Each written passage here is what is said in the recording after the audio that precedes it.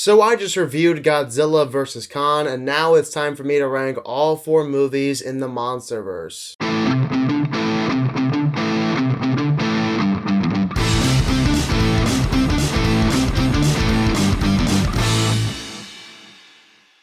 What is going on, everyone? So now that I've officially seen and reviewed Godzilla vs. Kong, I have received a couple of requests to rank all 4 movies of the MonsterVerse. So that's exactly what I'm going to do today, even though a part of me will hate this because a couple of movies on this list I'm not a big fan of, and every single time I find myself talking about them, it pains me on the inside. Nevertheless, I gotta do what I gotta do, and luckily this is not a bad franchise. I actually enjoy a couple of these movies, and I do find entertainment in all 4 of the films, so you know what? It's not that big of a deal. Alright, so without further ado, let's get started with number 4. A lot of people will be upset to see that I rank Godzilla vs. Kong dead last on my list, but Godzilla vs. Kong was supposed to be this epic spectacle and the best movie of the MonsterVerse. However, after watching the movie, I felt that it was the worst MonsterVerse movie viewing experience I've had so far. My biggest complaint with Godzilla vs. Kong is that it's supposed to be this huge, gigantic, epic movie, when in reality, the film is under 2 hours long, and the final battle only lasts about 5 to 10 minutes. That's it. That's all we get out of Godzilla vs. Kong. I wanted to see these two titans go at it, but unfortunately, we barely see any giant monster battles in this movie. And like King of the Monsters, they focus just a bit too much on the human characters that I don't care at all about. So Godzilla vs. Kong, for a movie that was supposed to be one of the most exciting films of the year, it turned out as a huge disappointment in my eyes. Number 3.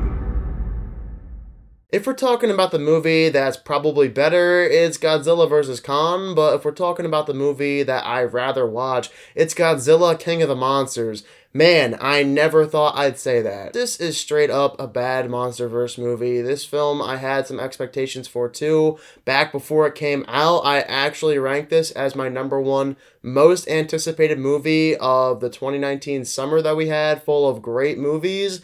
And look how that turned out. This movie was so bad. The main reason why I rank this above Godzilla vs. Kong is because the film does not fall short in terms of epic scale. Because we get a couple of monster fights that last longer than 5 minutes, and they are entertaining. Plus, it's not just Godzilla and King Ghidorah in this film. We actually have 4 titans in Godzilla King of the Monsters. But like I said, this movie is bad. And the reason why it's bad is because it focuses so much on these boring human characters to the point where this film is somewhat unwatchable. We're in the middle of a huge finale where King Ghidorah and Godzilla are having the fight of the century, and the film decides to keep cutting to Kyle Chandler and his family and all of that, and I just don't care at all. You know what's funny though? I somewhat like the characters more in this movie than the characters we get in Godzilla vs. Kong. That must be because we have Ken Watanabe and Charles Dance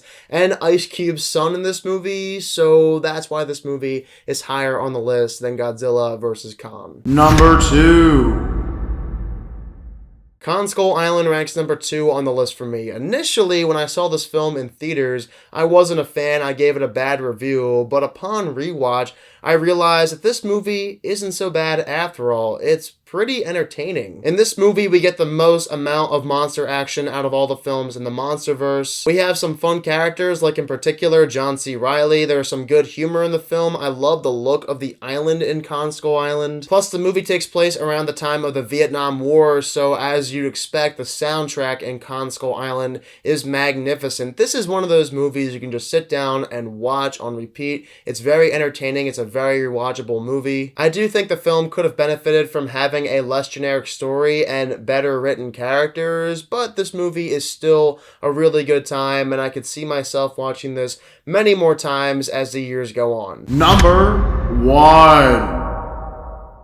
it should not come as a surprise that Godzilla from 2014 is the #1 movie on this ranking list. The movie that kickstarted the MonsterVerse is actually scary, and part of that is due to Gareth Edwards' direction, because unlike the other 3 MonsterVerse films, this one has a serious tone. The rest of the MonsterVerse takes it less seriously, but this one puts you in the shoes of the film's main characters as if this is exactly how it would happen in real life if these titans came from out of the water and out of land. I also really like the film's human characters like Bryan Cranston, Aaron Taylor Johnson, and Elizabeth Olsen. The film does such a great job building to the finale as well, and every single time the finale is on the screen and I'm watching it, I am so excited because this finale is truly eye-popping. So from a screenwriting level and technically speaking, if we were to talk about the movie in the MonsterVerse that's actually good, it's Godzilla from 2014, no question about it. So there you guys have it. That is my ranking for the MonsterVerse films. If you guys also have your ranking of the MonsterVerse movies, be sure to let me know down below in the comment section what your ranking is. Hopefully sooner than later we get a better understanding of where the MonsterVerse is heading next. Right now, I couldn't tell you what the next MonsterVerse movie may be because Godzilla vs. Kong practically wrapped up all the storylines of the MonsterVerse so far. It might be for the best though if we never get another MonsterVerse movie. But of course guys, if you are new to my channel, click the subscribe button and give this video a thumbs up if you enjoyed it. Thank you all so much for watching this video and I hope you all have a fantastic day.